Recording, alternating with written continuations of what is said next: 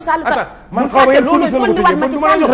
non loolu lii mooy folliwaat Macky Sall. non attends man. du moo ko fal mais moo koy folli parce que xaw ma man ki yéen condition lañ ko tëjee. parce que la ngeen signé yéenu neen ordre yi leen joxoon maanaam la baax la ak la bon la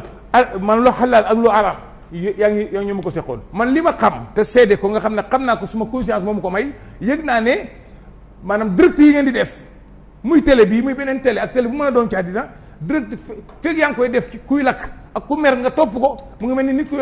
ku yore almet yow nga yore pétrole topp ko na ko ñëw loolu yow yaa ko jàppee noonu mais yow yaa ko jàppee noonu ñun la xew Ziguinchor war nañ ko mën a wax ñun la xew Kolda mën nañ ko mën a wax ñëpp xam li fa waaye la nga defe ko par information maanaam sa heure information defe ko waaye doo topp nit ki nag ak sa caméra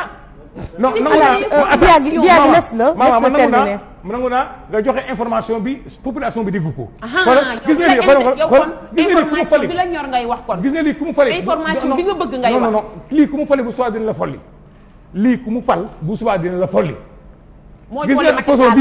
bii ji bëgg a doxalee Sénégal c'est pas bon mooy folli Macky Sall ndax moo ko fal. c'est pas bon ok bon nag ku mu fali kenn dina folli keneen bon dañu ko bañ a créer comme que baaxul. d'accord wala bu dee Alaaji Malick d'accord c'est bon après dinañ ñëwaat ci yow maman dinañ ñëwaat ci yow. dire que journaliste bi dafa war a wane rek li neex askan wi wala li neex benn parti loolu c'est méconnaître notre métier parce que nag quoi qu'on puisse dire sa première expression je parle sous le contrôle du professeur Bakhoum qui est là assis mooy ne que le train qui arrive à l'heure ne nous intéresse pas et je pense que tey journaliste bi nga xam ne nii tey woo na Tamba Thiès jugal nekkul ne dafa ñëw di woote pour waat laajte ndax fitna am na fa non non ñun on a des Alaaji Malick Gueye may ma yeggali Alaaji Malick Gueye may ma yeggali ñun on a des correspondants partout au Sénégal coin yu Sénégal gi yëpp am na fay représentants yi ñoom ñooy woote par exemple je peux donner l'exemple de Alassane Ba toog nañ toute une journée boo xam ne ñun déggante wuñu ak moom toog nañu ba 18h mu woote ne carrément Kaolack mu ngi tàkk ci ban zone la mu wax zone bi fa la taxaw def fa envoi am ni Alassane di wooyee noonu la Amady Khalil Diémé di wooyee ne fële nga xam ne moom moo di Bignona am na ko fa décédé noonu la Ibrahima Ndiaye Thiès di wootee ne Thiès am na lu fa xew noonu la Théodore Semedo di woote ne banlieue Dakar mu ngi kii amul benn rédacteur en chef buy woo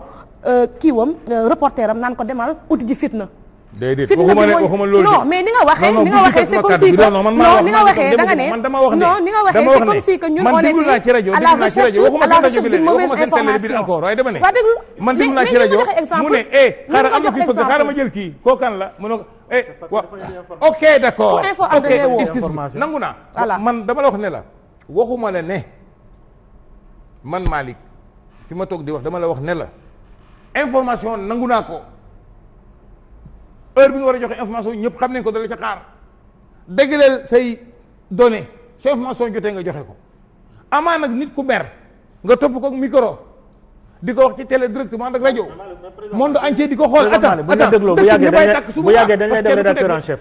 parce que xam nga lu tax la nga nekk di def nii mooy yaa ngi joué rôle rédacteur non yaa ngi si li ma war attends comme que dañu nekk di waxtaan te réew mi ñoo ko bokk attends xaaral ma wax la Goudiaby dañoo nekk di waxtaan te réew mi ñoo ko bokk gis nga man mii di wax yow ni Goudiaby yow xam nga ma bu baax xam nga ne attends rek xam nga ma ne nit laa koo xam ne lu ma gëm rek principe bu ma gëm moom lay dox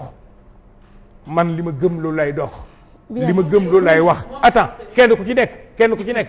fii ñu toog da ngay xel li nga xam ne rek mën ko tëral askan wi ñoom ñooy sujet d'accord dañu revenir ci yow soo askan wi sujet xool kenn ku nekk la nga wax askan wi gis ne lii kat dëgg la wala lii leneen la man li ma d'accord mooy wàllu information nangu naa ñu joxe ko kenn du ko bañ parce que li mu nekk information dafa dox waaye nag li nga xam ne moom laa d'accord route mooy direct yi moom li nga xam ne moom laa d'accord direct ci situation bu mel ni yi passé ak yi fa nekkoon ak yi passé woon façon direct daal laa ne man loolu ànduma ci direct nanguwuma yi direct direct ma ne la maa ngi ko misaale nii nit ko yore almet yow nga yore pétrole c'est votre choix ça c'est votre définition des directs léegi sànq bi yàgg la am loo xamante ne baax nañu àddu xam nga sànq wax naa la ne man mënu ma defar fauteuil mënu ma defar fauteuil bii mënu ma ko defar wax naa la sànq ne buntu bi mënu ma ko defar tout à fait parce que du sama liggéey ci réew mi kenn ku nekk bu yemee sa liggéey réew mi dina dox mais yow li ngay def ni dafa mel ni da nga nekk di jouer rôle journaliste wala ngay wan journaliste yi lii ngeen war a liggéeyee. jàngaluma journaliste waxuma journaliste waaye nag nit la quand même waaw maa ngi lay ñaan xalaat bi nga am waaw mais maa ngi lay ñaan bàyyi ko rek mu yeggali dama jàng doucement dëgg la nekkul ne li ma jàngul tubaab rek bu yaakaar ne alphabet la de mais bàyyi ko mu yeggali dama ne métier bi bàyyi ko mu yeggali dama ne métier bi xam nga wax nga fi sànq arabe mais man très sincèrement man dégguma arabe parce que yow da nga ko jàng du dëgg man li ma jàng mooy ci li ñu ne mooy tasum xabaar man ci laa jàng jànguma leneen jànguluma kenn nag man defal nank déedéet waaw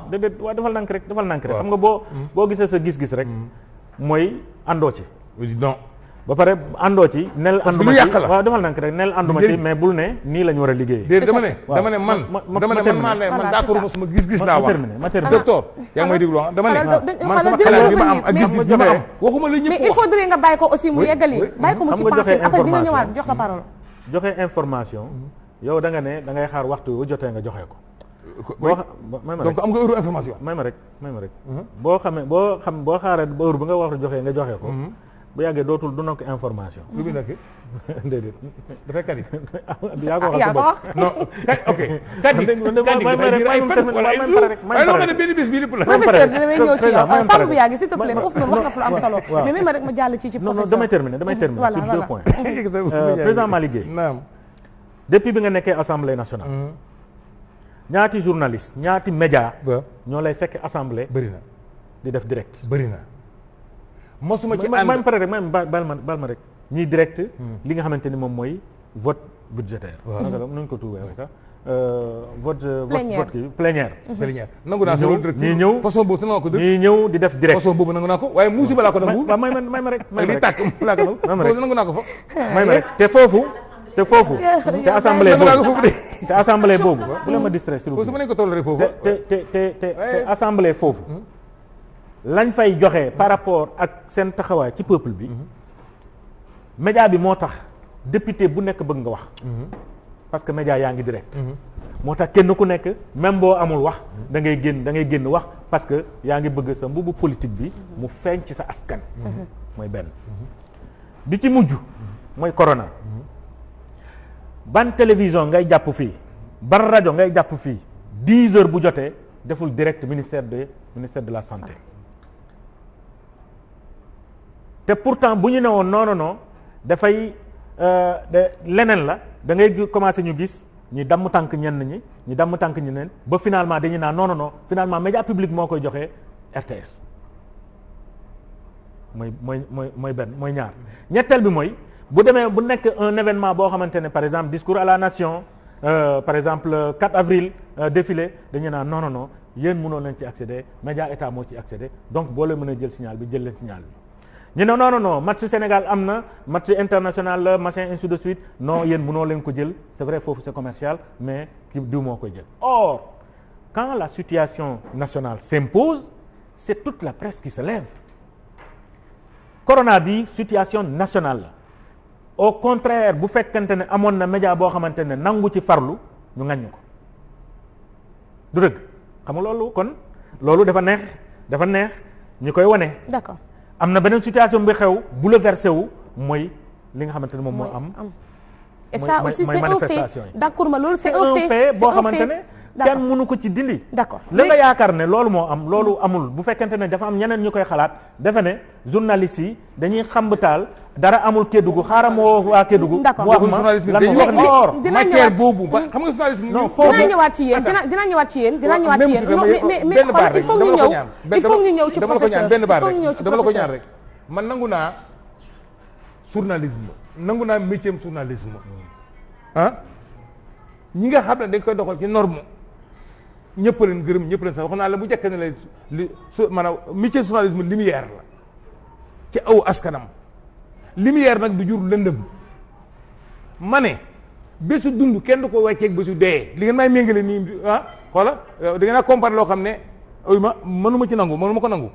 mën naa nangu heure bu ñuy wati budget assemblée nationale budget réew mi la ñëpp ko moom muy àllu réew mi kenn ku nekk war ci am xam-xam bésu fitna bokk nag bésu mooy aduna nag waaw nangu naa ko waaye nag nekkul ne fitna dañ koy yóbbaale comme ça fitna bi nga xam waaye fitna dañ koy yóbbaale yónni bi sa bañ ne ko ba dafa wax ne qul xayran aw yusmit da ngay wax jàmm ci fitna wala nga noppi qul xayran aw yusmit te ñun ay musulman lañ quand même li ma mën a d'accord daal nangu naa lu doxal lu ne waaye nag yi nga xam ne mooy direct boobu daal man yëg naa ne sentir naa ne man bu waroon a takk fukk direct bi dana tax mu takk téeméer. d'accord léegi le fait un fait aussi reste un fait bien vrai que le commentaire est libre mais le fait moom les faits moom restent quand même les faits. léegi professeur Ibrahima Bakhoum depuis quand montrer les images de la rue nekk délit ci sunu métier bi. très bien. depuis quand. non je crois que parfois je me suis demandé ndax man plateau bi ma nekk lu ma fiy def quoi. parce que ma dégg ñu wax marché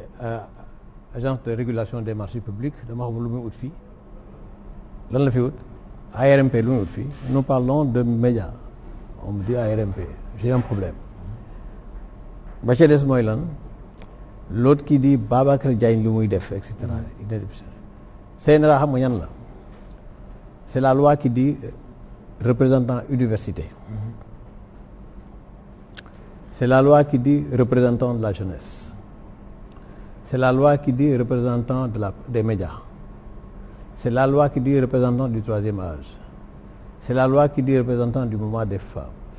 c'est la loi qui dit représentant du monde des arts c'est la loi qui dit représentant de la société civile c'est la loi qui dit représentant des écrivains les 8 le président kële ko muy 9 loolu mooy kële bi président bi fenn rek la mun a amee voix prépondérante maanaam bu ñu nekk ba ñu ne équilibre 4 d'accord nañ 4 d'accord uñ bu boobaa moom ci la kàddoom di soo kii mais le président peut être mis en minorité te collège la man fekke naa au moins parce que tàmm naa liggéey CNRA lu jiitu Babacar Diagne bi am na lu ma fa xam fekke naa fa man yoo xam ne réunion bi fekke naa ba gis naa nañ doxalee même bu Babacar Touré d'accordul tamit bu fekkee ne lii rek je dis bien Babacar Touré même bu d'accord tamit lii la ñuy def Babacar Diagne c'est la même chose loi bi noonu la ko tëddee ña fa nekkoon maanaam ci lim bi noonu la demee ba tey ba ca des bi yaa ngi ne na irresponsable moo ko jaaxal enfin répondre de quand on accepte de répondre de loolu mooy responsable irresponsable un journaliste professionnel ne répond pas de certaines choses professionnel laa xam ne je suis extrêmement précis là-dessus un journaliste professionnel ne répond pas de certaines choses donc quand on parle d'irresponsabilité c'est cela que cela veut dire du saaga la preuve léeg-léeg ñu wax na ci benn affaire ñooy la le président de la République n'est pas responsable il est irresponsable ci yenn affaire dañ la koy wax du saaga mais nag daf lañuy wax ne kàddu yi na ko nit ñi di jàppee mooy nañ koy faral di déggee bu fekkee dañ ko mën a déggee muy ñaaw dañ koy jàppee noonu toi tu es suffisamment bien informé pour savoir que si boobu moom amul problème li ca des mooy dama wax ne ji collège bi noonu la tëddee merci beaucoup collège bi noonu la tëddee merci maman ñooñu bu fekkee nañu jël décision ñoom ñoo koy bokk jëlandoor ko ñu seet ñan ñoo ci d'accord ñan ñoo ci d'accord maintenant Babacar Diagne mënut a décider tout seul de ce qui va se passer là-bas beneen affaire bi lan la mooy lan mooy information lan moo nekkul information bañ tollee ni yéen wala tuuti gën leen tuuti parce que yow pare jàng boo pare mais ñun bañ gëneen tuuti tànk ni gën a nekk ndaw maanaam ci profession bañ koy jàng dafa am ba suñu woon ñu benn image boo xam ne maanaam tey ci ko doon ci jàng bi la ci support yi la bokk support cours bi la guerre du Biafra benn image bu ñu ci noonu boo xam ne naam ñun ba ñu jàng fekk na guerre du Biafra wees na mais teewul quand même nekkoon na ci li ñuy jàngale daal ci jamono média yooyu ñu woon ñu benn image boo xam ne waa ji dafa téye fetalam ni kii nga xam ne dafa néew doole maanaam parce que jekku nañ ko mu taxaw di lox di saraxu waa ji di ko xool di ko muy sarax boobu neex ko mu dóor ko bal bam débat bi amoon jamono yooyu mooy lan mooy ne kii caméra bi moo tax mu rey waa ji maanaam lan la mooy ne il faut mu nekk il joue les héros il n'a rien compris mu dóor baa ji bal mu dee loolu la mu dekki mooy responsabilité manqué na foofu waaye ma jox beneen responsabilité foog naa ne yéen ñëpp xam ngeen image bi jàpp naa ne yéen mos naa leen ko wax seen classe mais même bu fekkee ne waxuma leen ko am na ñeneen ñu ma ko wax ci yéen jamonoy Somalie dafa am benn waay boo xam ne ji xale boo xam ne xale bu ndaw la maanaam ay yax rek ko dese benn tan boo xam ne dafa taxaw tan bi ñëw taxaw tan bi dafa nar a lekk xale bi wala lan image boobu na nga ko seet Somalie photographe bi ko defoon daay dem moom yàgg mu mucc ko affaire bi métti ko bu ma juumul fa mujjee ci moom soo moo ko tànnal boppam parce que dafa mujj rus am métit ndax xale bi image la information la waaye ndax information yëpp moom lañ mën a wone ñi indi ay débat fii naan ñu lii bu leen ko woon pourtant théâtre rek la nit ñi dañuy wax ne waaye bu leen wone lii bu leen lii lan la mooy ne jikko yi la ñuy topp ñun ñoo fi nekk bés bu nekk ñooy wax waxu jikko yi ki nga xam ne dafa yore information média doole la am doole jooju boo ko amee te xamoo noo ko jëfandikoo mu am problème wax naa leen sànq waxu CSA nga xam ne dans à la télévision les enfants ne voient pas la même chose que nous nañ jël par exemple keroog dama ko laaj benn waaye ma ne ko ndax mos ngaa gis ci guerre yi américains yi di bokk te bëri na ay guerre yu ñu bokk de mos ngaa gis cadavre américain ci guerre soldat bu ñu dee looy gis toujours drapeau bi rek la ñuy teg ci kawam lan la mooy dañ ko koy màggali sutureel ko pourtant dafa dee ci guerre bi moom nag bu reyee keneen moom mun nañu wane loolu du grave la première guerre du Golfe wax naa ko ci beneen ndaje bu dul fii ci Sénégal wax naa ko feneen ne journalistes yooyu nangu nañ ci ay journalistes européens laa ko wax ci seen kanam ñoom bañ paree seen rajo bi rajo France daf ma jox ci ne ma li nga wax ma waxaat ko pare ma ñëw Sénégal am ni mais yow laa dégg ngay wax nangam yaa dem ba France di tooñ Sénégal ay journalistes sénégalais yi journalistes français yi lan la dama leen ne yéen nag buñ doon wax ñun la presse les journalistes ñun la dañ naan woy ñun dañuy topp ci nguur yi nangam duñu woy ma ne yéen fi mu nekk guerre du Golfe bii lu ëpp ci image yi lan la maa ngi dégg fan yëpp ma juumul Mamadou Thiam di ko fàttali Mamadou Thior bu Corrède di ko fàttali journaliste embarqué maanaam ñun ñaa lay yóbbaale suñu oto ñun soldat américain bi ñoo lay yóbbu suñu oto lañ bëgg nga xool ko ngay xool lañ bëgg nga wone ko ngay gis la base bi nekkoon Daaran en Arabie Saoudite parfois yenn image yi foofu sax lañ ko doon sélectionné far di wax ne lii ngeen war a wone am benn bés parce que comme waxtaan bi ma àgg foofu il faut ñu nettali benn bés ma toog fenn seetaan benn télévision française image dañ doon génne ñaan bon bañ ko génne image yi ma fàttaliku man image yi man mos naa ko gis image yi mos naa ko gis ba jamono ma lire ci beneen journal français moom boppam mu wax ne image yi télévision boobu wane woon di wax ne ji image yi mooy li pétrole parce que jamonoy guerre du Golfe bu ma wax la mooy ne voilà boo doon ne Saddam Hussein ni mu doon saboté pétrole bi et tout ñoo ko tuur ci géej gi mu rey fa ay picc yu bëri man ba may see image bi te lii ma la wax ne 1991 la xaw ma 92 bi may gis image yi dama ne man image yi suma xel rek moo ko jàppee noonu quoi ne maanaam dafa am image yu may ni doon mu dem bay jamono boori des années 90 un peu après maanaam 1994 wala yu demee noonu bi nga xam ne guerre bi jeex na ma lire ci benn journal français mu wax ne image yooyu ñu woon cormoran am picc la quoi mu ñëwee cormoran yooyu c'est des cormorans bretons xam nga loolu lu mu tekki Bretagne en France maanaam picc yooyu dañuy doon ñuy pëtt ba ma naan image yi dafa mel ni mos naa ko gis oui mosoon naa ko gis en 1978 le naufrage de l'Amoco Cadiz foofu noonu ca les côtes de Bretagne pétrole bu bëri tuuru ci picc yu bëri dee ca yooyu lañ jëlaat monté waat ko ne ñu lii ko Saddam Hussein moo koy def ndekk ay at dox nañ diggante 1978 ak 1991 def na ay fan de wala déet wala mën na ñaari semaine ëpp na ñaari semaine n'est-ce pas donc loolu yëpp dox na fi nga xam ne kon manipulation bi am na foofu ñu naan dee waaye yaa ngi dégg loo xam ne ñu ngi koy ekkati Sénégal mais yàlla ba maa ngi ñaan yàlla buñ ci àgg ñu wax waxu CPI Cour pénale internationale am na ñoo xam ne yóbbu nañ leen Cour pénale internationale xam nga lu leen leen toppee mooy mobilisation d'enfants soldats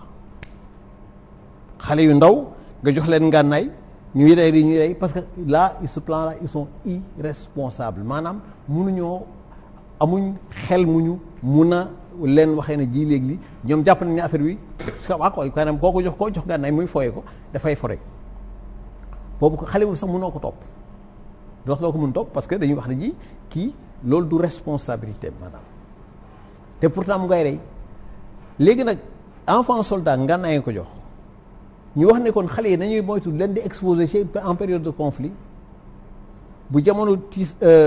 jàppante yu mel noonu bu amee nañuy moytu di exposé xale yi ni en victime ni en coupable maanaam bu ñu leen exposé bu fekkee dañuy def te dañuy def xamuñ ci dara bu ñu leen exposé bu fekkee dañ leen di mittal tamit ay yoon waa télévision waa fii wala Walfadjri mun nañ la ko wax yoon noonu léeg-léeg ma oote fii ñoom nag wax dëgg ay nit ñu ma respecté la maag ñun dañoo respecté noonu léeg-léeg ma oote fii oo kenn te ku ma amul kenn ku ma ci musa oo ba nga ne ma d'accord ci li ma koy wax amul ki ci mujjee foog naa démb la wala bërki démb may léeg-léeg ma oote may leen mais image sàngam di yegg di ñoom ci sama bopp dañ koy wax naa ne léeg-léeg ku ma ci oo ñu ne ma dan laa def may leen olo CNRA oo leen Ibrahima Bakhoum moo leen di oo bu leen CNRA soxlaa moom xam ñoom fañ leen jaar ko ñoom ñëpp amu ci télévision ci bëri am na koo xam ne bu yàggul rek laa ko doon tooñee loolu ma ne ko nag may mun na bàyyil fu ma saa bu ma la ooyee rek nga ne ma lan laa def ma ne ko man du CNRA ma lay yoo man Ibrahima Bakhoum ma lay bëri na ciy morom de bëri na ciy morom donc man la may wax professionnel bi mooy woote maanaam ki nga xam ne mooy métier la bëgg ko ni ngeen ko bëggee jóguma ci ba tey jii xanaa def li ma gën a féete ci wàllu jàngale moo ci kii mais ba tey maa ngi ci wax dégg nga donc loolu boo ko dajale ñu ne société boo koy tabax ci suuf ngay tàmbalee kii nga xam ne ji mooy comme noonu la nañ ko tudd Aquaterra am na ko benn loo xam ne lu mel ni moom naataangoom ci wàllu naan cay jamono ba ñu xamee ne ñu ngi waaj a ñëw xamul lu ñu doon def ci lycée yi ak école primaire yi lañ doon dem di organiser ay journée di fa maye lii la xamul lu ñu doon investir noonu dañu wax ne ñii ñooy nekk cadre yi ëllëg yi tey jii produit boobu foo dem ci àddina si fu ñuy defee sport fu ne daanaka nga gis ko fa kon nag boo ko prendre foofu lañ ko njëkkee di ko joxe gratuitement ci clé yi pour mun a dugal ko ci xelu xale yi pour ñu màggaale ko parce que xale bi la muy màggaale daf koy ñeme wala mu ragal ko fonk ko wala mu bañ ko donc loolu mooy tabax bi léegi nag ñu ne bon léegi ñun société bi nga xam ne moom dañ bëgg a tabax responsabilité mooy ne ji lii man mun naa ko gàddu wuyu ci parce que répondre de ñu ne lii boo ko wonee information la daam c'est un fait am na benn at yàggul lool sax benn accident bu amoon yoon Touba ci camion boo xam ne dafa yoroon farine foog naa wala yu mel noonu après mu tuuru ñuy jàpp ay ñu ci jot loru di leen kii ma oote fii ku fa nekkoon ma ne ko mais sama sëriñ du woon sii de maanaam kenn ci journaliste man may waxee noonu man ne ko mais image bi may gis nii d'abord information amu ci parce que li tax amul information mooy nit ku ñu muur la pënd bi farine bi ëmb yaram bi maanaam muur ko complètement ñuy jàppoo di wane lu ñu am na 1 mort 2 morts 3 morts doyul mais il faut ngeen génne di wane nii ëpp na pourtant loolu c'est des faits c'est des faits ou pas le fait c'est quoi salaamaaleykum soxna si dama am benn question quoi. Allez-y. Donc xam nga peut-être que j'aurais dû poser cette question dès le début de l'émission mais xëy na peut-être il n'est jamais trop tard hein. Donc damay laaj CNRA est-ce que am na droit tëj télé parce que ñëpp ñu ngi koy wax amul droit tëj télé amul droit tëj télé mais comme vous êtes là ma lay laaj en tant que est-ce que CNRA amoon na droit di tëj télé. am na dañ lay wax na ji sanction graduelle gis nga dafay tàmbali fii ba àgg na ci xam nga CNRA gënta néew doole CORED pourtant CORED mën na dem ba àgg ci nangu la sa carte de presse définitivement loi bi jox CORED doole jooju jox na CNRA avant loi bi mais ci loi bi tamit daf ko gën a dafa ëppal doole sax daf ko gën a jox doole léegi loi bi ni cahier de charge yooyu buñ jot bi moo ko dul may doon nañ ci àgg donc oui mën na ko am na koo xam ne fan yee dama ko oo ma ne ko mais dégg naa la ci télévision sàngam ngay wax ba naan ay c'est un crime ma ne ko mais toi aussi mon cher ami on se connaît xamee nañ ma ak moom day waxtaan la parce que damay c'est le même ñun ñëpp ñoo bokk métier bi bu ñu koy waxtaanee suñu métier la ñuy waxtaanee wuñ beneen métier keneen nee nga doo menuisier may duma maçon du dëgg kon ñun suñu métier la ñuy waxtaanee waaye tere bu ñu koy waxtaanee sénégalais yi la ñuy tax ñu pour ñu comprendre donc li ma la wax nii ci composition CNRA bi moo ci nekk ñoom bu ñu waxtaan seen biir collège kii ne moom moo fi représenté xam-xam ak université kii représenté bindkat yi kii représenté artistes yi kii représenté xale yi kii représenté troisième âge kii représenté médias yi kii représenté jigéen ñi kii représenté société civile et cetera loolu bu fekkee ne dañuy wax loolu kon ña fa ne am na ñoo xam ne ji Babacar Diagne ñemewu leen imposer dara mënu ko sax faf lii histoire la mais dinaa ci nettali tuuti Babacar Touré bi ñu koy soog a nommé loolu comme bind nañ ko mu leer bi muy soog a dem bind nañ ko wax na ji même moom ci CNRA bi dafa waxoon ne moom mooy tànnal boppam collège am président Macky Sall ne ko waxal tànnal ku la neex moo tànnal boppam collège am te pourtant trewul léegi dañuy wax ne kii bees rek moo bees li waaye Babacar Touré jël na fi ay mesures yoo xam ne nit yi ca ñañ koy jël ca ñoom nag ñañ koy jël ca ñoom rek ñooy waxee noonu koñ ko jël ci moom rek taxaw ne nangam Babacar Diagne nag wax naa ko ba tey nee naa ko Babacar Diagne wax Touré bee Touré la woon bii nag Diagne ma ne Babacar yi xam nga loolu mooy sa coono mooy sa parcours wax naa ko mu dégg di xam nga parcours mooy lan Babacar Diagne dafa nekk RTS Abdou Diouf moo fi nekk Babacar Diagne nekk RTS Abdoulaye Wade moo fi nekk Babacar Diagne nekk RTS Macky Sall moo fi nekk am na keneen koo xam ne nekkoon na directeur yi benn société publique waxuma entreprise privée de entreprise publique nekkoon na directeur yi fenn kenn toppatoo ko mu jógee foofu Diouf dem mu ko ne nekk directeur fenn kenn toppatoo ko Macky Sall ñëw def ko foofu directeur wala fu gën a kawee foofu kenn toppatoo ko xamul tax parce que bii média comme c'est service public maanaam dama wax ne ji fenn fu ne nit ñaa nga fay def ci seen i liggéey xëy na ñu nga fay def ay njuumte seen liggéey waaye média comme ñoom ñoo fës moo exposé ngaañam moo gën a yomb gis mu gaañee mooy gën a yomb gis mu gaañu moo gën a yomb gis seen télévision bi laa musa wax benn bés loolu yàgg na boobu moom xam naa ne xëy na mu ngi la fekk lycée laa musa wax ne diw bu juumee juge bi bu juumee wala mu tey lu moo xam dina métti lool mais ñaare ab famille rek lay yem bu dul question politique bien sûr ma ne avocat bi bu fekkee ne dafa tële liggéeyam ba kii juum ñàkk client wala koy dikkal médecin bu juumee rey na de waaye nag dafa kii journaliste bi bu juumee wala mu teylu moom bosam dafay gën a yaatu lu tax mooy liggéey ci xelu doomi aadama yi mooy liggéey ci xam-xam yi mooy liggéey ci li ñu war a xam ci réew mi mooy def service public moo xam ne ñoom ñëpp a koy def bu ko moo tax na léegi ñu gën a laaj ci moom plus de responsabilité maanaam li ngay wax na doon loo xam ne óor na ji buñ la ko laajaatee di nga ci mën tontu El Hadj dafa tàmbali sànq wax na ji journaliste maanaam métier bi ku nekk di caa dugg taxawaalu ba neex na amatuma lu ma def ma ñëw ci dama wax nag yenn confrères ivoiriens yoo xam ne ñoo bokkoon promotion am benn jamono ñëw fi ci yeneen affaire ma ne leen yéen nag seen réew mi nangam tout ça mu ne tu sais mon cher foofu réew la seen réew ñoom mu ne qu'est-ce que tu veux région bi day am journalam parti bi am journalam diw am journalam et cetera journal yi ñooñu di xeexoo seen biir ba yëf ne xëj ne kërëj indi fi jafe-jafe loolu moo nekkoon la ñi ko indi ko problème Côte d'Ivoire ay Ivoiriens ñoo ko wax donc lan la mooy li ñu wax responsabilité d'accord professeur damay d'accord foofu yow ak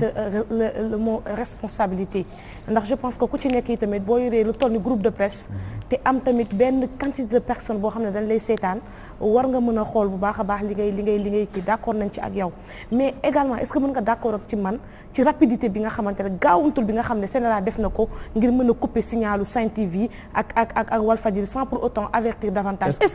est-ce que le Sénégal ne gagnerait pas vraiment de prôner plutôt le dialogue que njëkk saa rek daal di stopper affaire yi directement. d'accord avec toi gis nga li ngay wax nii.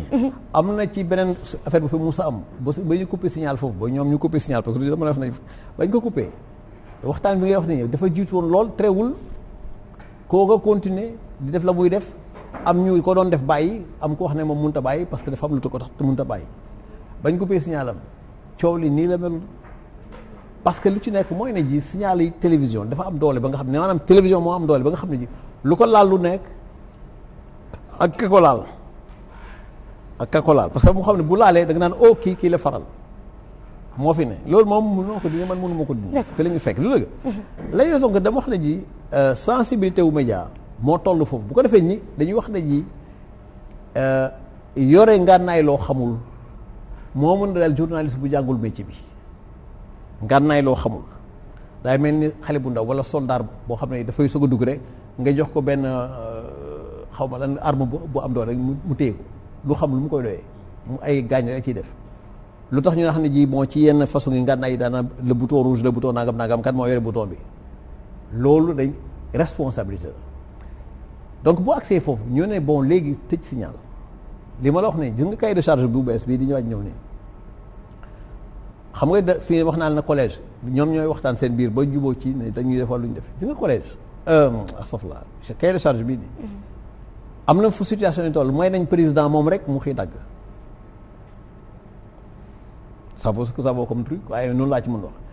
pourquoi parce que dañuy wax ne direct bii def direct procédure ba muy laaj nga nekkoon waa ji écoute naa la bind lettre pour suba nga bañ def li te fekk ne moom waxtu ba nga koy def mu ngi ci déjà li ngay bañ mu ngi ci donc def c'est du direct xam nga fekk def ko defoon tey ne maa ngi koy waaj defaat suba ci diggante bi nga ne ko bu ko defaat ne répète pas mais kii c'était tout droit li ma la wax ni dama fekkee ay affaire ca jamono ak yu léegi yëpp ma fekkee ndoor dégg nga xam ne ji loolu mooy bokk na ci li nga xam ne CNRA dañ lay wax ne ji loi bi fi mu toll nii xam nga bu njëkk dañ wax ne ji CNRA balaa ngay day ñu bëri dañ ko wax ne waa yéen waa CNRA balaa ngeen di wax dara rek da ngeen di xaar ba yëfi ne weesu ngeen soog ci wax dara télévision bi toj na dëkk bi wax lu ne wax ko fi yi ngeen soog a wax na ana waa CNRA léeg-léeg nga doon dégg ana waa CNRA waa ki naan ana waa CNRA bu ko CNRA ne maa ngi ne mu ne noonu waxuma la waxtu wi léegi nag bu ko tànn waxtu mu ñëw j'arrive à ça dëkk bi dafay boy nag ngay teg musique j'arrive à ça tu sais moi je suis très à l'aise dans ce que je te dis da may déglu allez-y dégg nga donc ma ne nga agsi ana waa CNRA ñoom ba bu CNRA génne ñu ne ko da ngeen di yéex a génn xam ngeen bu dëkk bi nag alors que am na kenn koo xam ne dafa mën a ji lu tax ñu CNRA yow li nga wax sànq nga ne assemblée nationale lu tax CNRA waxu ci maanaam loo doon wax mooy ne ji kon fi saa si CNRA moom bu boobaa kan lay wax kan lay tudd CNRA mënut a wax ak police CNRA du wax ak assemblée nationale léegi ci waxtu boobu nga xam ne bari nañ journaliste yi ba dugguñ ci kan la CNRA di wax ne ko bàyyil journaliste yi bokkul ci liggéeyam il faut ñu xamee mission yi. beneen bi mooy damay expliquer toujours na boo def pharmacie mooy exemple bi may far di joxe pharmacie dañuy jaay comme ñëpp foo dégg jaay rek xaalis génn na kon kii jaay bëgg naa jaral du dëgg waaye jaral ak responsabilité la ñuy wax mooy lan garab gii duma la ko jaay ndax indiwoo ordonnance pourtant garab gaa ngi nii ma janoog moom mais duma la ko jaay parce que indiwoo ordonnance sañu ma la koo jaay. CORED avant muy agsi CORED conseil pour l'observation des règles d'éthique et de déontologie moom la journaliste yi jëral seen bopp def ko seen kuréel mu mel ni CNRA mais boo xam ne CNRA moom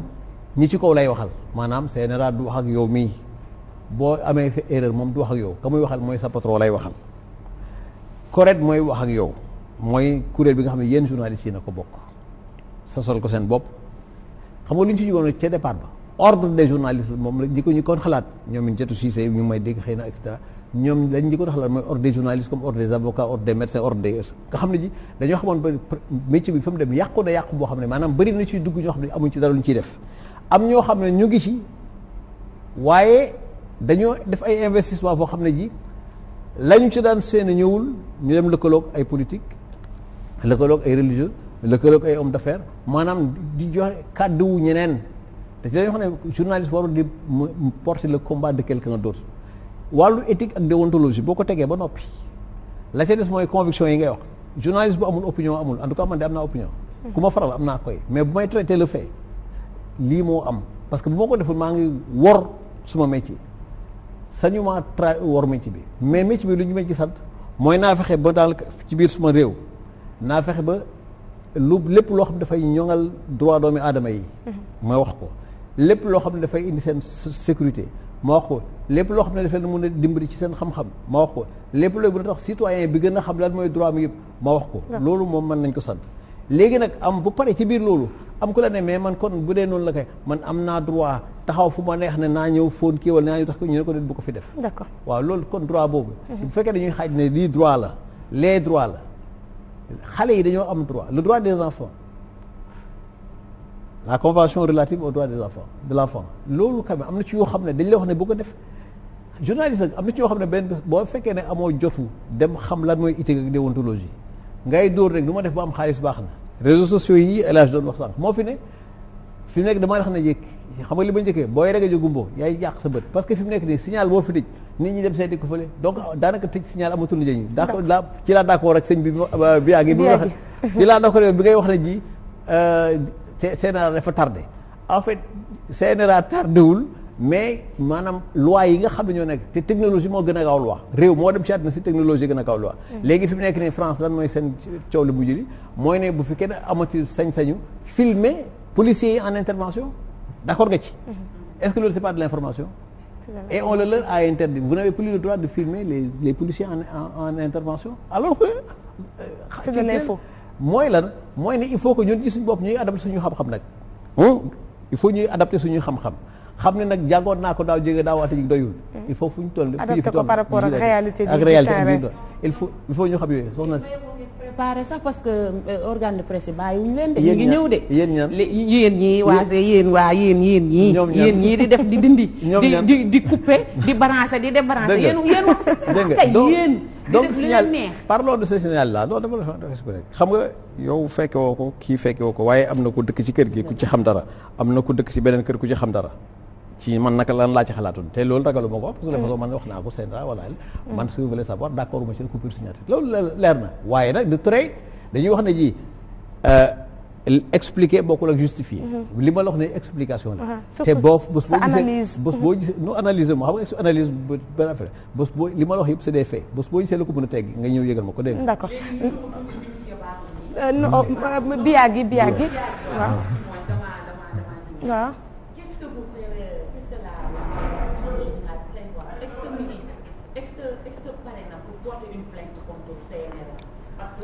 priver les journalistes de l'information, c'est juste leur priver leur liberté d'expression.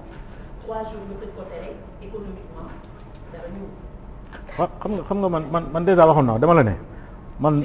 man su ma amoon organe. waaw voilà. non xam nga CNRA da ko jubal ci ñaari organe da ngay indi loolu foofu li nga xamante ne moom mooy solidarité dinañ ci ñëw léegi mais dama la ne man su ma bokkoon ci organe yi ñu attaqué yi xale yi attaqué. dinaa porter plainte CNRA la ma wax c'est très clair ci CNRA dama ne CNRA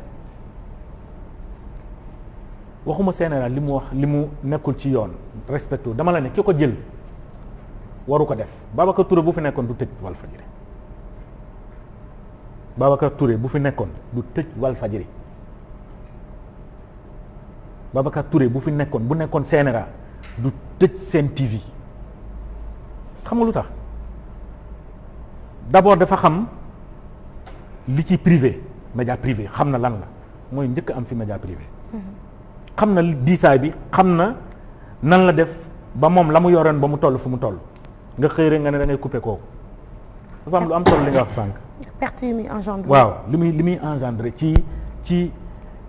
ay alors que mais c'est-à-dire boo xamul environnement bi surtout sur le domaine commercial man bu ma nekkee journaliste ba léegi mosuma liggéey média public privé laa nekk xam naa as tout li nga xamante ne moom mooy jafe-jafe yi ñu jànkonte yow jàppale woo kooku donte du sa prérogative yow nga xëy nga ne non diw coupé leen ma signal diw coupé leen ma signal dama leen Babacar Touré bu nekkoon fii waxuma duñ ko buñ ko coupé tamit moom du ko fa fekk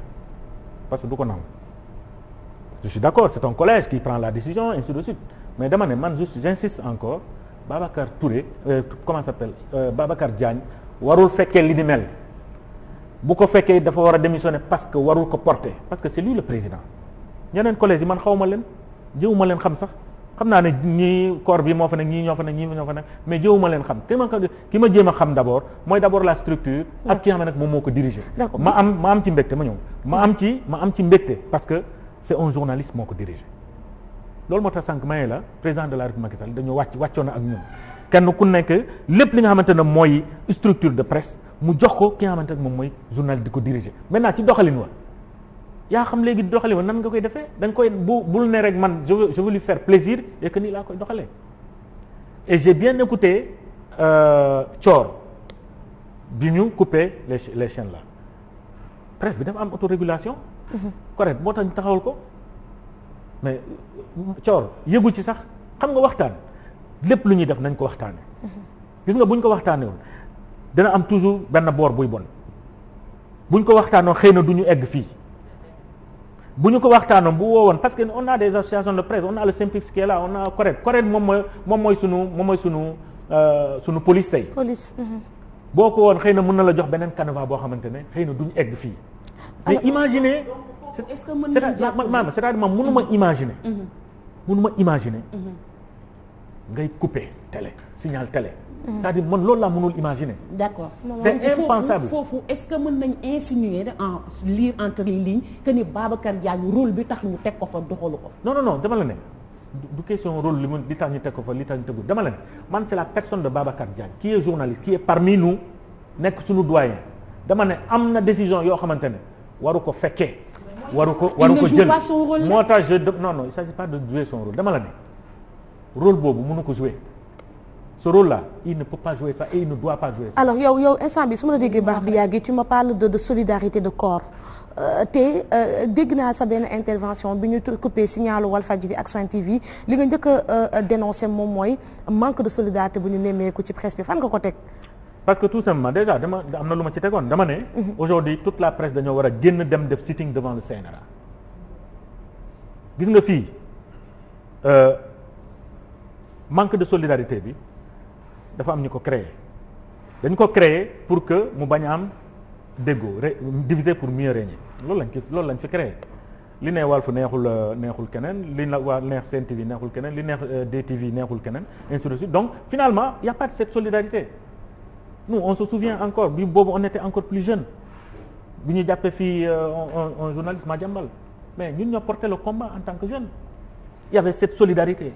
solidarité boobu tax na véritablement ba am na combat yu bëri yoo xamante ne gagné nañ ko mais cette solidarité n'existe plus kenn ku nekk yaa ngi def sa yëfi bopp kii bu xewlee yow sa yoon nekkul ne kii xewlee na muy jàmm muy lu bon yow sa yoon nekku ci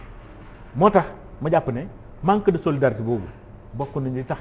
ñu néew doole léegi la presse aujourd'hui est vraiment est divisée et de manière profonde division bi dafa sori parce que nekkatul ci li nga xamante ne moom mooy ñi jiite këru yéeglekaay parce que loolu yàggoon na fi mais dafa dugg léegi ba au sein des journalistes. mais xam ne organe bii journaliste yi nekk neexuwuñu ak ñële. man je me disais peut-être booy waxi solidarité c'est vrai que dem taxaw sitting buntu CNRA c'est pour un peu dénoncer li nga xam ne tey dal na la mais mën na dal sa morom ëllëg. mais également solidarité bi nga xam ne peut-être mën na ñu nga doon xaar ci presse bi bokk na ci magu presse bi jàppale ndaw ñi parce que ak lu mu mënta demee aussi reporters yi ñoom ñooy dem sur le terrain te d'habitude dañuy confronter à des situations très pénibles sous le regard ci seeni njiit. xam nga xëy na li may wax ci plateau bi fii am na ñu bëri la presse xëy na xamuñ ne foofu la jógee demande ñi nga xamante ne ñi ci bëri ñu ngi woon sur le terrain am na benn moment dañ doon jot ndox di jot ay boissons di jot ay sandwich dañuy ñëw rek jox leen xamuñu fu mu jógee ci ñun ñii la jógee ñun à presse on s'est organisé ak situation bi pour solidariser ak ñi nga xamante ne ñu ngi sur le terrain ak coono bi ñuy daj ñu leen di apporter soutien ci ay ndox ci ay boissons ainsi de suite loolu ci solidarité la bokk mais tey li may ñaawlu au niveau des organes de presse mooy dañoo jël les jeunes reporters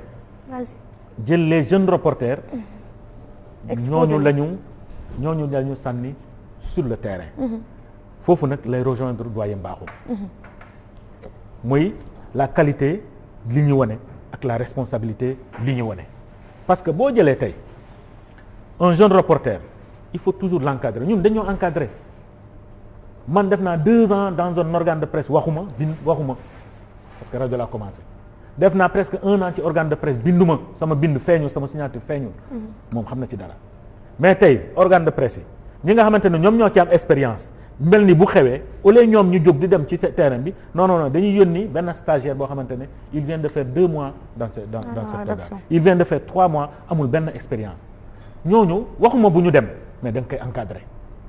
mais du ñëpp quand même. mais waaw du ñëpp mais bu ñu koy def aussi nañu ko encadrer parce que jeunes yi xale yi dañu leen di exposer parce que nga dem ci lu mel ni li xew le 3 mars xamoo ndax ci policiers yi ngay taxaw. xamoo ndax ci sànnikatu xeer yi nga taxaw xamoo fan ngay taxaw ñu indi la ñu naan la da ngay def direct xamoo lii nga war a wane xamoo lii nga war a wane xamoo fii nga war a taxaw nga wane ko xamoo fee nga war a taxaw nga wane ko waxuma journaliste léegi de mooy tout le monde ça part du coq à l'âne. Voilà parce que y a le journaliste qui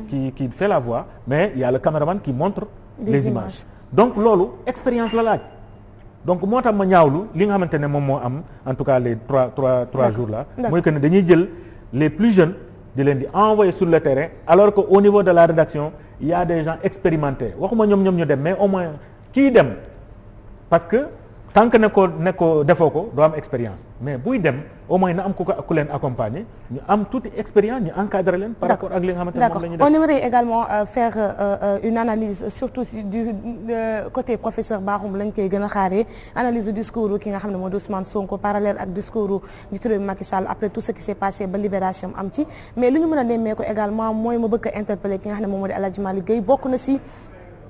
tey assemblée nationale gis nañ ne que sous Macky Sall sous le président Macky Sall en tout cas li ñu levé ci ay immunité parlementaire bëri na torop mën nañ ci nemmeeku sax 6 ba 7 personnes yi nga xam ne députés yi nga xam ne nii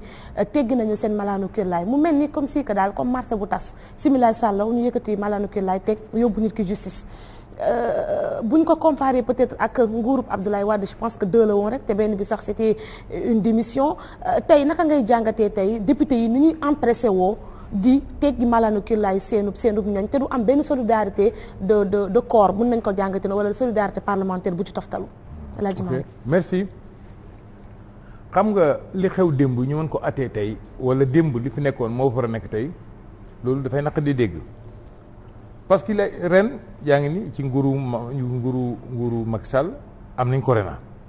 nguuru Wade am yoon corona bon signal bi nga xam ne lu li xewoon ci nguuru Wade maanaam bu nekkee ñaari député lañ dina si immunité parlementaire waxuñ ne bu yokkoo ci nguuru Macky Sall dafay tax muy yoon woo xam ne jaadul wala warul parce que données yi mën na nekk benn li ma xam daal ci ba xam ko mooy député bu nimee ba dindi sa immunité parlementaire am na loo def 160 et quelques députés bu nekk assemblée nationale ñu dindi ci 4 am naa yaakaar ne bu nekkoon ne du war a gor ñoom di ko war a def parce que ay responsable ñu nekk assemblée nationale ay borom xam-xam tey 175 lañ léegi ok léegi 175 députés bu nekkee dañ ci génnee kan ci 4 génn maanaam immunité parlementaire bon lu maanaam dafa war ñu def ko rek parce que loi bi dafa nekk loo xam ne fii la ko Macky Sall fekk fii la koy bàyyi Abdoulaye Wade man ba nekk député dindi immunité parlementaire sama kanam bon bu nekkee dafa ñëw ci nguuru Macky Sall ñëw it bu defoo amee ci ko parce que ki nga xam dafa tooñ nekk député wala mu ñàkk nekk député ki nekk député dafa tombé ci moom rek ni keneen di tooñ noonu député tooñee rek. dafa mel empressement bi laa lay wax quoi li ñuy yàkkamtee dossier bi yegg ci ñoom. ba ñu teggi malaanu kirlaay bi sans pour autant mu am sax discussion bi war non bu ñu sukkandikoo ci fee yi rek. ci fee yi Ousmane Sonko sax dafa waxoon ne du dem wuy ji parce que tout simplement dossier bi dañu ko biaisé te dañu ko teggee malaanu kirlaayam ci anam goo xam ne gaaw na rapidité bu ci am. dossier procédure bi leerul gars yi dañu ko taf-tafee rek comme que majorité bi ñëpp xam ne nekk pouvoir présidentiel moo am majorité assemblée nationale foofu laay waxee yow foofu laa bëgg nga ñëw yow. olof nee na mais pas olof nee na ku ràcc tey sa kanam mu dëll. man waxi Ousmane Sonko waxi Samba wala Demba wala Paul du ma ci basé wu man li may basé wu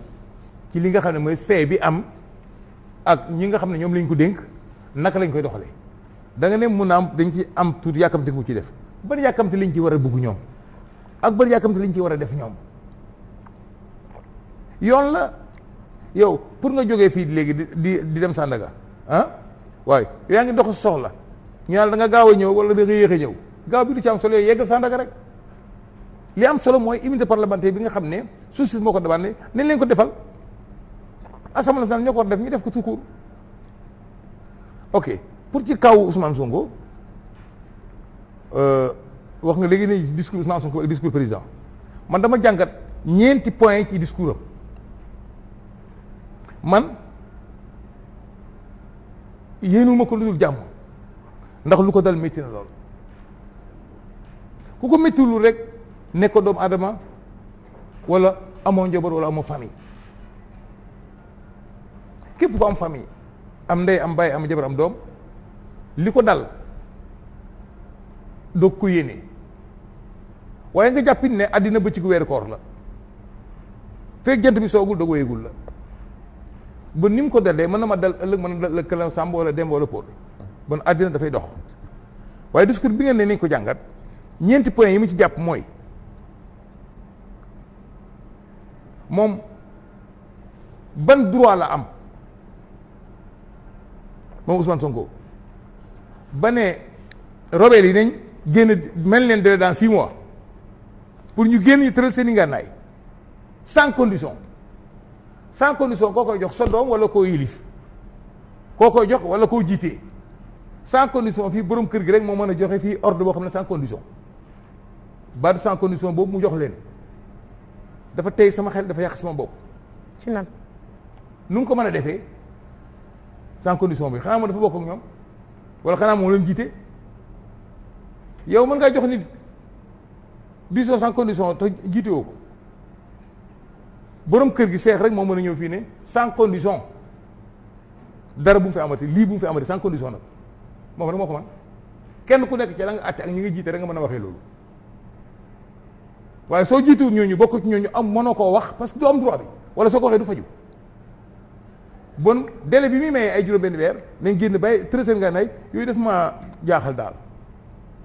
booku dul bu réy sama bopp. mais lu tax moo la jaaxal xam nga tey Ousmane Sonko. xam nga mu jaaxal mooy su taxawee ci presse bi jàkkaarloog ñëpp di wax moom il se met dans la peau du principal opposant au Sénégal te je pense que amul benn sujet boo xam ne war na ko mën a bañ a laal n'est-ce pas professeur. ok mën na ko laal. waaye nag. sans condition bi dafa mel ni wax déggoo ma de. dama ne sans baatu sans condition doo ko jox ko yiliful. léegi da nga bëgg wax ne. moom daf ko jox ñooñu benn bi ki topp mooy bu loolu jaaxal na ma. jàngal kàddu gi non leeralal si cas boobu. waaye na lay xool te bañ maa xool ndax man. histoire Sonko du ma ci wax. wax daf naa ne ko xool ko man bul ma xool. daf ne juróom-benn ok xam nga lu dansé la encore xam nga li wax ni dansé la encore parce que Sonko doomu aadama la comme nit ñi bu ñu demee ba nga xam ne nag léegi lan moo war a xew ci Sénégal kan moo war a mën a am doole gi tollu nii ah buñ la tuddee ah nga tiit nga ragal loolu lu war a jeex la Sénégal loolu kenn waru ko nangu parce que nit ñi kenn wartu leen mun a ërtal comme ça pourquoi. da nga jàpp ne état bi. da nga jàpp ne Sonko wala ay ñoñam dañuy xoqatal askan wi. ki ni mu waxee moom bu ne bu ma ci tudd. non ça n'a rien à voir dafay daw loolu c'est pas bon image boobu baaxul. ok beneen bi ki topp mooy loolu dama ne man ki ngay jox ordre di ki teg sans condition di yaa ko jiite wala yaa ko yilif wala da nga am droit ci moom mën koo def bay joxee dalee juróom benn weer génn leen ci àll bi ñëw tëral arme yi di si juróom benn weer laa leen may sans condition ah moom ban dool la am foofu ci ñoom moom moo ne fa teg wala moo leen yilif fa ok beneen bi def na 10 points da koy jox état wu Sénégal ne 10 points yi sa obligé président Macky Sall def ko sans condition ba tey sans condition rek attends dégg nga sans condition xoolal du baat bu oyof baat bu diis la koo yilif nga koy jox encore mu jaaxal ma ci kàddum turu président Macky Sall mosuma koo dégg mu wax ko turu président te waxoon naa la fii ne la kama tudd nu tuddaano nit bu nekkee da ngay nguur du ut réew ki nga xam ne Sénégal yi joo ko fal ci suffrage direct ci mandat bi des na presque du jógee ñeenti at nga taxaw ci digg réew moomu ne seen président bi du mu wax président te Sénégal yi fal ko. yow yaa ko déggu rek mais président Sonko day wax président Macky Sall. attends bu